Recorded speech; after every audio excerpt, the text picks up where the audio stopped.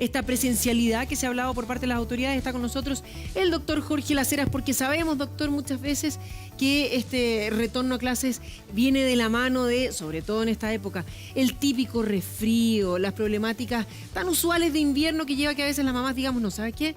Mejor que hacerlo a casa. ¿Qué tenemos que hacer con los niños? Bueno, buenos días, gracias por acompañarnos. Buenos días, Gonzalo, buenos días, Iván, buenos días a todos. Mucho gusto de hablar nuevamente. Pero un gusto, el placer es mío, doctor. Realmente. Bueno, en primer lugar, yo creo que hay cosas que se deben hacer y cosas que no se deben hacer. A ver. En primer lugar, yo creo que los padres que hoy están reenviando a los niños al colegio después de 3 semanas, ¿no es cierto?, de vacaciones, niños que vienen de un hábito diario diferente, ¿no es cierto?, se van a enfrentar de nuevo al colegio, a sus compañeros. Hay ciertas cosas que se deben hacer. En primer lugar, el uso de mascarilla para niños más grandes es fundamental que lo hagan. El lavado de manos es fundamental que lo hagan también, ¿cierto? También es muy importante que los niños, si van darles instrucciones sobre las cosas que tienen que hacer y no hacer. Es decir, mire, si van a jugar al fútbol, si van a correr mucho, sáquense el polerón, después se lo vuelven a poner, que no estén transpirados en lo posible, ¿no es cierto?, para evitar que se produzca estos enfriamientos. Eso es muy importante como una instrucción general, pero también es muy importante, primero, si el niño está resfriado, no lo manden al colegio. O sea, eso es clave. O sea, mandar a un niño que ya está con tos, que está con molestia, creo que es un riesgo para él y para los otros compañeros. En segundo lugar, ¿no es cierto?, en la casa sabemos que es muy importante la ventilación. Eso es un tema clave, no sé si lo hemos dicho muchas veces. Mantenerlos en un espacio en lo posible aislado, ¿no es cierto?, al niño que está resfriado con una temperatura más o menos constante. Y cosas que no se deben hacer definitivamente. No darle antibióticos por un resfrío al niño, ¿cierto? No darle antitusígenos que generalmente son de adultos, que se usan los mismos y se los dan a los propios niños, ¿no es cierto? Eso es muy importante. No darle aspirina a los niños chicos, es muy clave. ¿Aspirina? No. No, por ningún motivo, por los riesgos que se pueden producir por la aspirina. No darle, digamos, al niño ningún elemento, ¿no es cierto?, que pueda ser remedio de adulto, porque eso es muy común en la familia. No, si yo tengo esto que es descongestionante, y entonces usan esto para los niños. Pero, por ejemplo, si no te queda paracetamol infantil y tienes de adulto, ¿le puedes dar un pedacito de adulto ojalá o que no? Ojalá que no. La verdad que el paracetamol es accesible prácticamente en todos los ámbitos. Entonces pero a veces se piensa que reduciendo un poco el gramaje, no fraccionar, porque nadie puede saber exactamente qué es lo que le está entregando en la fracción. Entonces, para eso están las dosis de niños. Si no, doctor, y cuando tenemos romadizo, ese que no se quita con nada, que se suenan, muchas veces hay gente que dice, pero dale un antialérgico, y con eso se secan las fosas nasales y se evita, y con eso ya va a estar bien. ¿Eso es recomendable o en definitiva es una forma del cuerpo de ir botando, deshaciéndose del virus? A ver, si el niño está, digamos, bajo algún tratamiento que le dan antialérgicos en dosis que son dadas por el pediatra, ok. Pero no darle en forma espontánea al papá, dice yo, mira, tomo este antialérgico, tomate uno. No, eso no lo hagan. O sea, por favor, no le entreguen al niño remedios de adultos. Para eso está el pediatra, para eso están las consultas donde tienen que ir estos niños.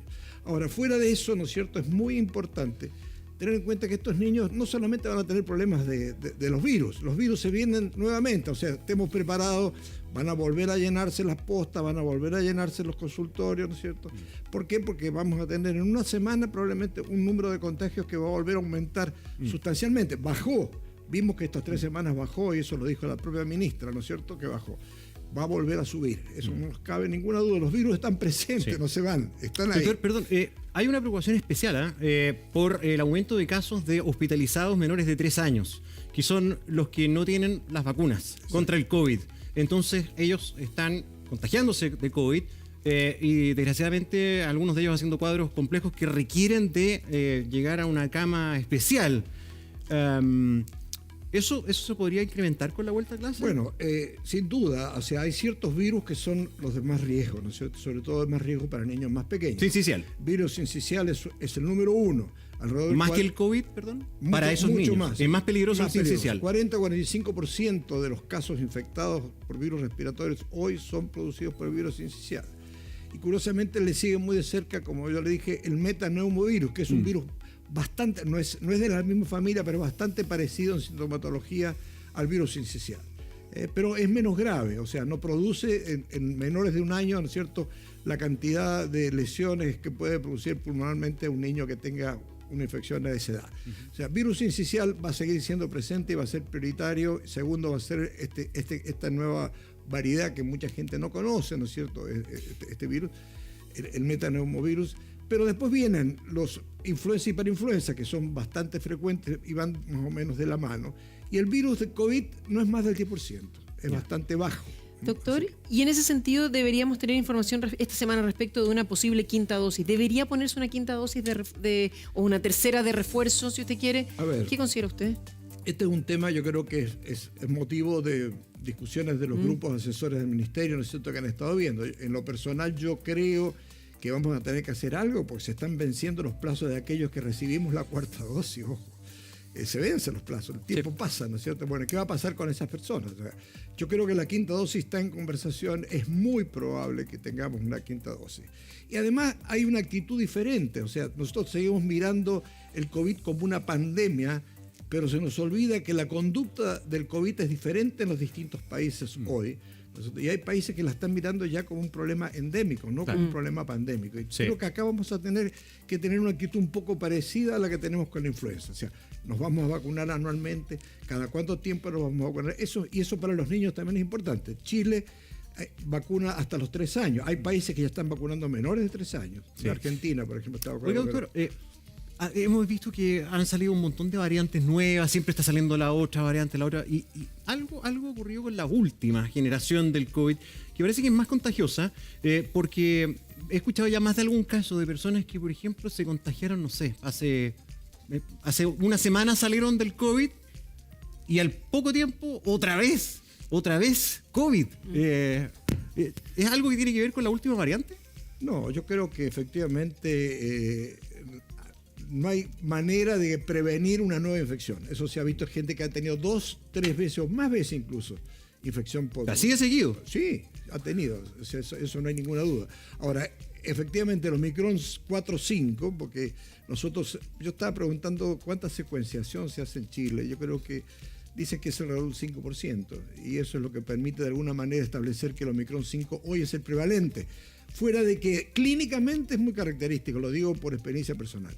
O sea, es un virus, ¿no es cierto?, que no produce una sintomatología muy severa, salvo, yo diría que lo más severo que produce es el dolor de garganta, las dificultades al tragar, lo cual puede dificultarle a la gente al alimentarse adecuadamente por 2 o 3 días, pero después se recupera. Y la tos que viene a posteriori, en muchos casos puede durar 2 o 3 días, una semana, hasta 2 semanas, pero en general no pasa así.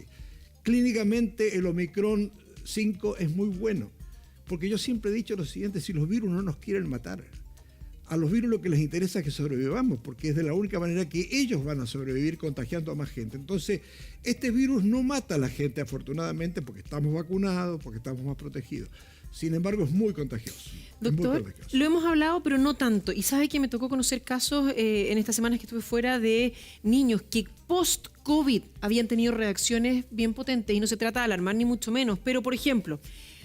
que habían gatillado situaciones que estaban ahí latentes. Uno de ellos, que era muy característico y diagnosticado por un médico, fue el crecimiento de las amígdalas, y que en este minuto se las tenían que sacar, pero un crecimiento muy potente. Otros, en mujeres, por ejemplo, el que se les adelantaran sintomatologías de la menopausia y situaciones así. ¿Se habla suficiente de lo que es el post-COVID? ¿Sabemos ya, después de 2 años de estar con este virus circulando, cuáles son las repercusiones? Sí, yo diría que en general, afortunadamente, el Omicron 4-5 tienen poco efecto post-COVID.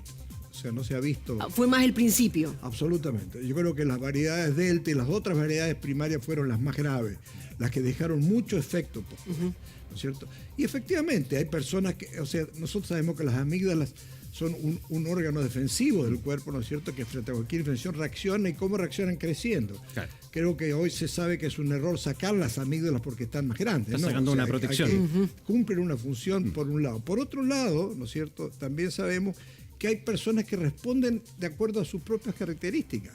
Por ejemplo, hay mujeres que les ha afectado la menstruación. O sea, la vacunación, hay mujeres que les ha afectado la menstruación. Entonces, hay distintas formas, ¿no es cierto?, donde el cuerpo humano reacciona frente a una infección que no siempre son iguales, más allá de que podemos hacer una norma general de los efectos que producen en la mayoría. ¿Sabe qué, doctor? Volviendo al tema del regreso a clase, ¿verdad? Colegios inician hoy el segundo semestre con miras a la presencialidad plena. Y resulta que aquí hay una diferencia de opinión, como ha sido frecuente con el colegio de profesores. Flexibilidad a la jornada escolar no funcionará la segunda mitad del año. La flexibilidad que hubo. El colegio de profesores insiste en que la reducción de horas de clases debería mantenerse al menos hasta septiembre. Se van a reunir con el Ministerio de Educación para pedir esto. O sea, que no se exija la permanencia del horario completo a todos, 100%, sino que haya un poco más de flexibilidad. ¿Usted comparte eso? Mire, a ver, yo lo miro desde el punto de vista de la salud, ¿no es cierto? O sea, obviamente que si nosotros mantenemos los niños a full en los colegios, vamos a tener más contagio, ¿no es cierto? Vamos a tener más infecciones respiratorias y vamos a tener más demanda por los servicios de salud. Eso es inevitable, ¿no es cierto? Ahora, yo creo que acá hay que balancear lo que representa un compromiso de salud que puede ser más o menos complejo a lo que representa la educación. Yo siempre he sido muy partidario de que los niños tienen que ir al colegio, porque en nuestro país, lamentablemente, no todos tienen en sus casas las condiciones adecuadas, ¿no es cierto?, ni para educarlos, ni para mantenerlos incluso sanos, ¿no es cierto?, porque los espacios físicos no son iguales en todas las familias. Entonces, ese elemento creo que es muy importante al momento de tomar una decisión. Yo respeto la decisión del ministerio, ¿no es cierto?, porque creo en estos casos hay que mirarlos en forma más global. Pero yo creo que va a depender mucho de los colegios, ¿no es cierto?, porque hay colegios que efectivamente tienen las condiciones de sala, tienen baños adecuados, tienen espacios aireados, y hay otros que no los tienen. Doctor, ¿y eso tiene que ver en algo respecto de las bajas temperaturas o el invierno, la parte más cruda del invierno, pensando en agosto? Porque si el Colegio de Profesores considera que debería mantenerse al menos hasta septiembre, sabemos septiembre en general, empiezan a mejorar las condiciones, las temperaturas suben un poquitito. ¿Tiene algo que ver con eso siempre pensando en el área médica? Bueno, por supuesto, yo creo que sí, porque sabemos que los virus tienen un periodo de duración. Lamentablemente lo habitual era que se iban repitiendo distintos virus por distintos periodos. Ahora nos invadieron todos juntos. O sea, tenemos niños que tienen sincicial, que al mismo tiempo tienen rinovirus, ¿no es cierto?, y que tienen el metaneumovirus. O sea, hay niños que tienen 2 o 3 virus presentes, ¿cierto? Y en general se ha visto que todos los virus están en este momento actuando. Eso es muy importante tenerlo en cuenta y eso va a durar. Mientras tengamos frío, mientras tengamos invierno y niños infectados, vamos a seguir teniendo crisis respiratoria y vamos a tener demanda de atención hospitalaria, de atención de los consultorios, ¿no es cierto?, y eventualmente de hospitalización. Claro. Doctor, y ahí la posibilidad de reforzar el sistema inmune.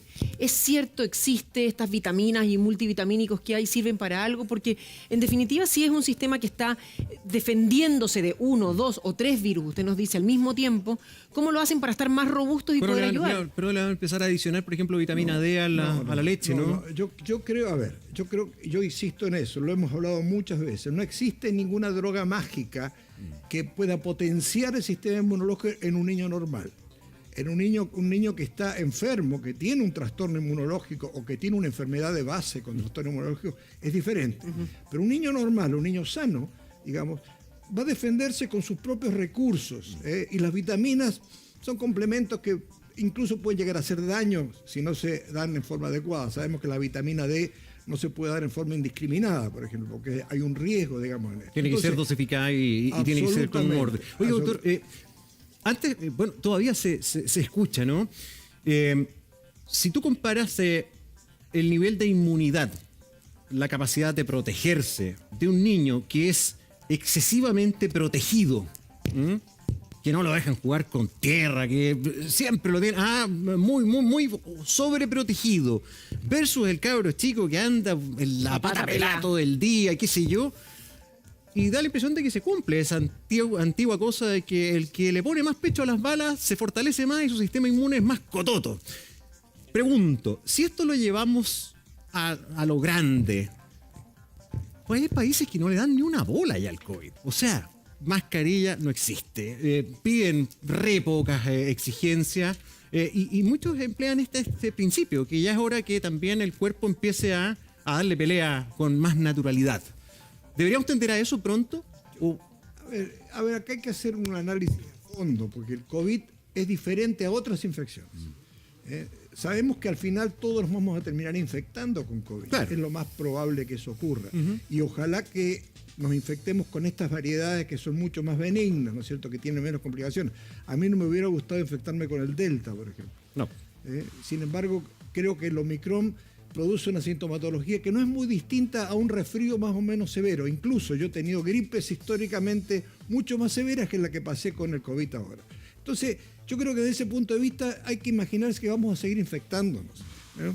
Yo creo que de alguna forma el gobierno tiene la obligación y responsabilidad de evitar los contagios. ¿Por qué? Porque si se produce una avalancha de enfermos infecciosos respiratorios, van a aumentar los hospitalizados y van a aumentar las muertes. Eso es inevitable, porque hay gente que tiene problemas de base donde el COVID le va a provocar, le va a desencadenar una enfermedad más grave y puede terminar con la muerte. Pero, perdón, y aprovechando todo eso de la enfermedad de base, también he escuchado que si es que existiera una quinta dosis, sería más bien para las personas que tienen enfermedad de base, que tienen más riesgo, o para las personas mayores de 65 años, de 60 años, ¿no? Esa es la clave. O sea, no para todos, digamos, lo mismo la quinta. Que la influenza, ¿no es cierto? La influenza no partió para todo el mundo, partió para los mayores, Sí. partió para los muy pequeños, partió para las embarazadas. Esa actitud probable que la tengamos que asumir también con el COVID. Pero de alguna medida nosotros le hemos dado vacuna a todo el mundo para el COVID. Entonces vamos a tener que respetar un plan de vacunación. Si hemos dicho que 3 vacunas eran suficientes, sumamos 4, y si necesitamos una quinta vamos a tener que dársela a todo el mundo. Porque el COVID es distinto, no es como la influenza. Y eso es una cosa que hay que tener muy en cuenta. El COVID no merece una atención diferente. Doctor, ¿y ahí el COVID sigue siendo principalmente considerado como una enfermedad respiratoria? Porque tengo entendido que dentro de las últimas sintomatologías que se han visto también afecta bastante al sistema, por ejemplo, digestivo. Bueno, el COVID se ha visto que afecta a todos los sistemas. Afecta al sistema nervioso, afecta al sistema digestivo, afecta a los riñones, afecta el hígado. El COVID prácticamente no ha perdonado a nadie. ¿Por qué? Porque afecta a los endotelios, afecta a los vasos sanguíneos. Y todos ¿Endotelio? Los endotelios. ¿Qué es eso, doctor? Sanguíneos. Ah, perfecto. Los afecta. Entonces estas lesiones... Doctor, perdón, a su micrófono le dio COVID. Deme un segundo, Esperen, deme un un segundo. segundito. Sí, vamos a la Romy nos trae el micrófono. A ver. Gracias, Romy. Muchas gracias. Ahora sí. Tome como Lucho Jara, cante, Sí, cante. ya, perfecto. No, yo explicaba que efectivamente afecta a los endotelios. Entre las complicaciones, ustedes vieron que ocurrieron con el COVID fueron tromboembolismo, ¿no es cierto? Precisamente porque afectan los vasos sanguíneos. Entonces, es un virus especial, no es un virus igual a todos los virus, ¿no es cierto? Y afortunadamente esta última versión de Omicron, 4.5, porque hay bastante similitud entre los dos, ¿no es cierto?, no produce lesiones de ese tipo en general. Y las alteraciones que afectan, ¿no es cierto?, al aparato respiratorio son de la parte superior, no de la parte pulmonar. Entonces, uno hace traqueitis, ¿no es cierto?, hace otitis, puede hacer mucha coriza, como le llaman, ¿no? Secreción nasal, pero no afecta a los pulmones, afortunadamente. Sí. Oiga, doctor, y siguiendo con las últimas informaciones que vamos recibiendo, acá la Organización Mundial de la Salud habla de la viruela del mono y tiene una máxima alerta puesta respecto de lo que es esta situación. En Chile vemos que la Autoridad de Salud decía 39 casos, que no es todavía para declarar ni pandemia ni una mayor preocupación, pero esta alerta máxima, ¿a cuánto estamos de que esto pudiese ser una pandemia? ¿Llegaría ya o no? Mira, yo creo que este tema de la viruela del mono nos ha tenido muy preocupados a todos, ¿no es cierto? Y creo que de alguna manera representa una reacción natural, ¿no es cierto?, de la Organización Mundial de la Salud, porque frente a un virus que no estaba en Europa, porque este era un virus que existía en África, y de golpe llega a Europa y tenemos 16.000 casos, sin duda es para preocuparse, ¿cierto? Pero es importante conocer a quién está afectando ese virus. Ya hemos visto que en su mayoría son hombres, ¿cierto? Hombres que se contagian con otros hombres, ¿cierto? Entonces es muy importante hacer la fase preventiva de esto, o sea, cómo evitar este contagio, ¿no es cierto? ¿Cuáles son las acciones? Se ha discutido mucho el tema sexual, ¿no es cierto? Y creo que en este sentido nadie quiere crear estigmas a grupos de poblaciones que pudieran estar comprometidos por esto. Sin embargo, hay que tenerlo en consideración y hay que mirar hacia futuro. Yo creo que Chile no va a sufrir un problema muy grave con este virus. Afortunadamente, además, es un virus que tiene una conducta bastante razonable. Es muy impactante lo que produce, porque si uno se llena de pústulas en el cuerpo, creo que es muy impactante. Así fue la viruela en su época. Sin embargo, se resuelve en forma espontánea y solo, sin tratamiento. O sea, retroceden las pústulas, se mejoran, no deja secuela y se curan las personas en su mayoría, salvo alguien que tenga otros fenómenos de base que le puede producir, igual que en el caso del COVID, una enfermedad más grave. Doctor, muchísimas gracias por haber estado con nosotros, por conversar, por responder a nuestras dudas y nos estamos viendo en estos días. Muy bien. Que Gracias. tenga buen lunes. Gracias a ustedes. Que estén muy bien. Rafa, vamos contigo. Sí, 9:40.